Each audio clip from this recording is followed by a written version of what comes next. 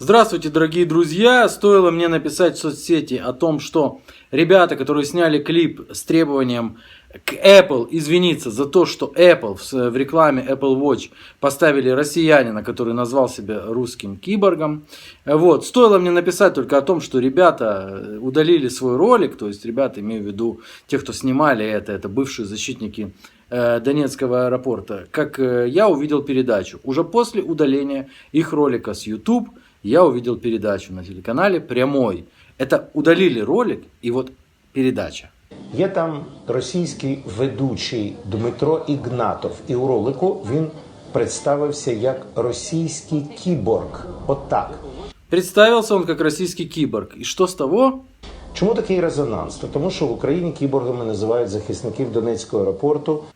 Вот оно как. А в Индонезии киборгами называют там еще кого-то, к примеру. Но Индонезия не обращается к Apple с требованием извиниться. Потому что киборг — это кибернетический организм. И это мы уже рассказывали в предыдущем ролике. Но подключается второй профессиональный журналист Киселев.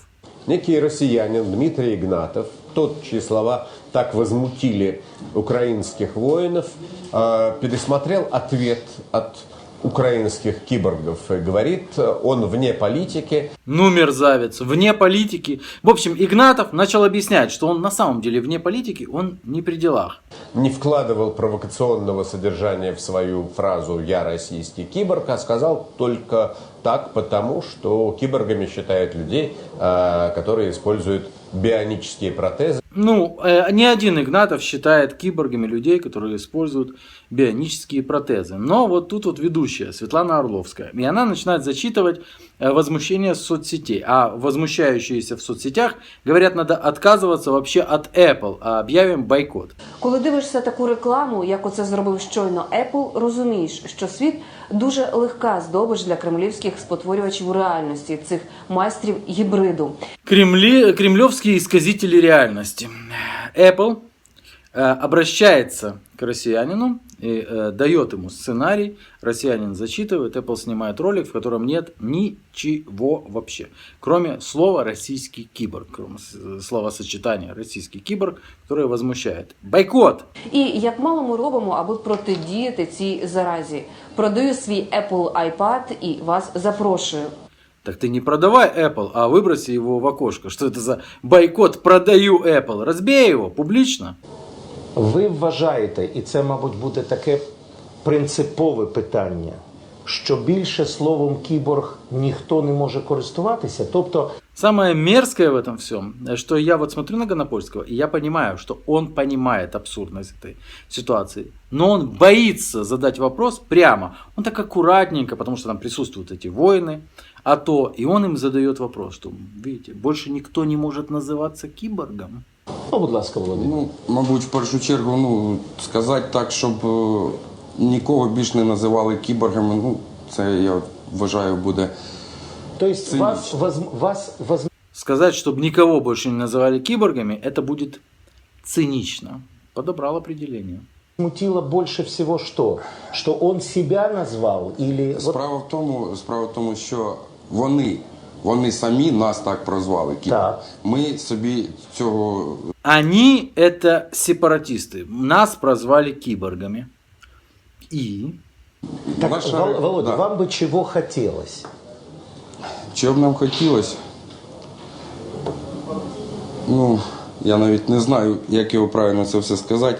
Вот скажите, как вы чувствуете? На самом деле, чего бы вам хотелось? Чтобы никого больше не называли киборгами. Чтобы это запатентовали, возможно, слово. Действительно, хороший вопрос. Это же не экзамен, мы просто разговариваем. Називати себе кіборгом, я маю на увазі ту людину, яка була в рекламному ролику Apple російським кіборгом. Я вважаю, це підло і низько, особливо перед нами. Вот это уже ближе к делу, и на самом деле уже понятна позиция. Называть себя киборгом перед нами подло и низко. Это уже понятно. Все абсолютно полностью сформированные претензии. Перед не особисто нами кіборгами, а перед всією нашою державою, перед всією нашою країною. подло и низко даже перед всей Украиной. Все, я все уже понял, абсолютно четко понял еще в самом начале, вот когда только этот воин АТО начал говорить, я уже все понял. Режисер чи хто там знімав цей ролик, як він подає цю програму. От. Він навіть не міг на той час подумати, яка буде реакція з нашої сторони, Так. зі сторони України. Тут тоже не поспоришь с воином АТО. Я сомневаюсь, что режиссер этого ролика про Apple Watch мог подумать, какая будет реакция в Украине. Вряд ли он об этом подумал. Абсолютно логичное изъяснение. А теперь включается ведущая Светлана Орловская. Привет, Светлана.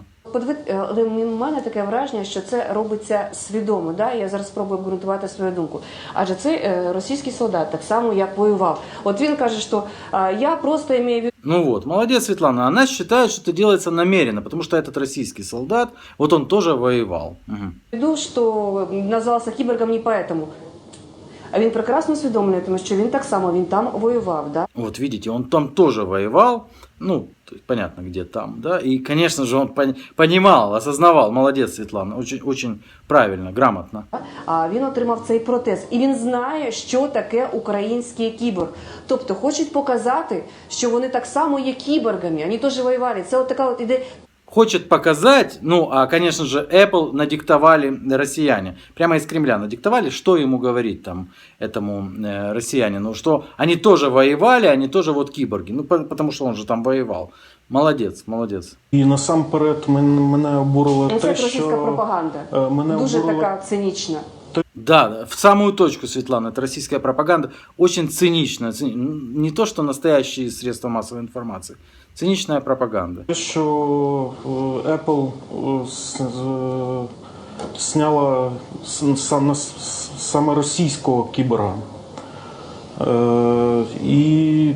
Ну, мне тоже было интересно, что же их так возмутило. Вот это один из парней, который снимался в клипе с требованием к Apple об извинениях. Что его возмутило? То, что они снимали именно российского киборга. Вот это его возмутило. Не только это. Вот слушаем еще. Все одно знімає ролик російського кіборга, який воював проти України. Насамперед мене це обурює.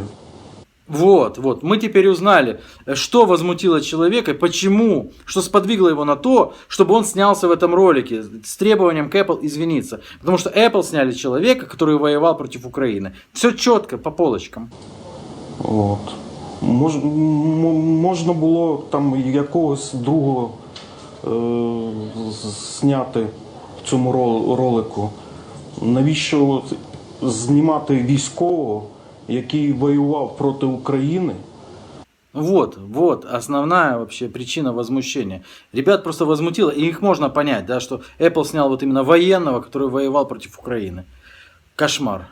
Розумієте, Матвій Юрійович, це та людина, росіян, який воював, зокрема, ну от, да, і знає, що таке український кіборг, знає цю історію, да, цього питання. Да, конечно, видите, ведущая просто говорит, что цинизм-то в этом, да? Это человек, который воевал против Украины, конечно, он понимает это все, да.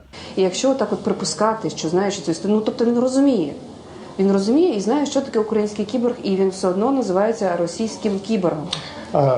Да, абсолютно верно. Ганапольский говорит, что обижает-то он даже вот не киборгов, а всю Украину он обижает. Ну як вам сказати, він навіть не вас ображає, він ображає Україну. И делает предложение. Если не переделают Apple, если не переделают этот ролик, то надо ставить вопрос вообще о продажах Apple в Україні.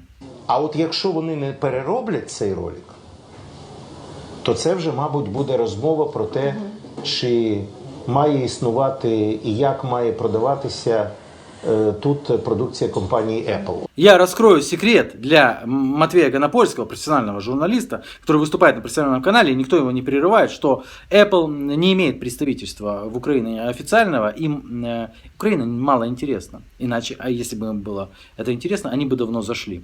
Матвей Юрьевич, у вас все Apple, что продаются, это серые Apple. Ну, если вы не знали, а ви не знали. Тобто, зробити такий самий ролик, але з вибаченням. Тобто, вибачте, ми навіть і не думали. О, вот это по делу, правильно? Apple тот же самый ролик запускает, но в середине ролика вдруг... Так, звичайно, перезняти ролик і вибачитись перед народом України за таке нахабство. Конечно, перед народом Украины надо извиниться. Однозначно, снимать этого бойца, который воевал против Украины, ну это вообще... Выходит на связь волонтерша. Волонтерша, она тоже переймается очень Украиной, но уже в Канаде она, правда, сидит. На мою думку, це питання не одного інформприводу. Це питання не лише компанії Apple. Це питання тієї інформаційної війни, яку зараз веде Російська Федерація. Российская Федерация ведет информационную войну руками Apple, которые сняли этого бойца, который воевал против Украины. І в випадку, якби даний росіянин, якщо не помиляюсь, Дмитро Ігнатов, сказав у своїй промові в Apple, те, що я кіборг, я там параатлет, безвідносно Російської Федерації, навіть якби він сказав російською мовою, даного обурення би не викликало. Вот, если бы он сказал там, я киборг, параатлет, но он сказал, русский киборг, ты видишь, да? То есть вот эта вот женщина, взрослая женщина, да, она всерьез полагает, что это Дмитрий Игнатов, что захотел сказать в ролике Apple, да, который должны были увидеть и увидели миллионы людей, то и сказал. Она серьезно считает, что там не было никакой ему инструкции, что ему надо было говорить. Ага. Що треба зробити? Наш ефір побачать. Безумовно, представники фірми Apple. Руководство, не представители фирмы Apple увидят ваш эфир, а руководство. А я пока как представитель Apple, да, сейчас вам дам свой ответ. Не знаю, якось звернулися до цього росіянина. Це не в цьому мета. Мета в тому, щоб Україна почала вести свою інформаційну політику і реагувати на такі прецеденти. Вы уже ведете свою информационную политику. Украина уже ведет информационную политику, только очень сильно похожа на гнилую пропаганду. Те, що він себе, російський цей військовий назвав себе російським кіборгом, це не відповідає дійсності. Да, это не соответствует действительности, что этот российский военный назвал себя киборгом. А почему этот не соответствует действительности? Як він може бути кіборгом? Він взагалі був в аеропорту. И вот на этом моменте я окончательно понял, что этот человек, при всем моем уважении, просто не знает, что до Донецкого аэропорта существовало такое слово «киборг». Ні, ну він, звичайно, не був в аеропорту. Це зрозуміло. Це звання надалось тим військовим, які захищали Україну. Ну, понятно, да? Это звание было дано вот только защитникам аэропорта в Донецке. Это не звание, это такое, это слово просто. Вот. Киборг, кибернетический организм. Но пустое. Я не буду объяснять, это все понятно. Ну, а теперь я вам хочу кое-что показать. Выход в город. Дмитрий Игнатов только что вернулся из Сочи. Так какая она Олимпиада 2014 глазами очевидца? Дмитрий Игнатов рассказывает об Олимпиаде. Давайте посмотрим на его левую ногу. Замечаете, да? Ну, без сомнения, это протез. Он рассказывает об Олимпиаде 2014 года с протезом, имея уже протез. А теперь я вам покажу фотографию из его инстаграма. Это 9 апреля 2013 года. Дмитрий Игнатов, который по версии этого канала, абсолютно пропагандистского, и по версии этого абсолютно пропагандистского лживого эфира воевал против Украины, в апреле 2013 года ноги уже, к сожалению, да, не имеет. Теперь смотрите предложение. Я не знаю, Apple извинится или не извинится, потому что я не понимаю за что. Но я полагаю, что этот канал и все люди, которые присутствовали в эфире, обязаны теперь извиниться перед этим парнем, который не воевал, раз. Два, не воевал, конечно же, никогда против Украины. Хватит вообще, кишка не тонка, извиниться, принести свои извинения. Тем самым показать, что вы хотя бы пытаетесь быть средством массовой информации, а не просто пропагандистами самого низшего уровня. Извиняйтесь. Извиняйтесь перед человеком, которого вы оболгали. Пока.